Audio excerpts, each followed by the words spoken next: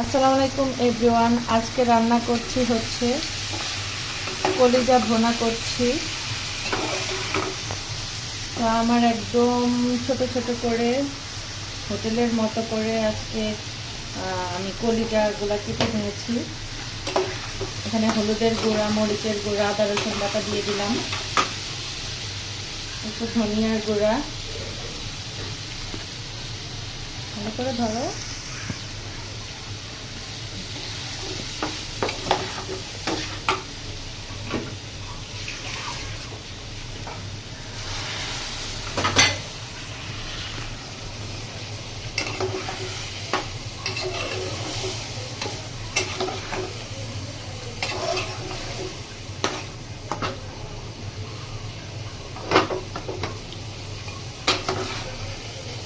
হোটেলে আরও ছোট ছোট করে কাটে, বাট আমি একটু বড়ই হয়েছে।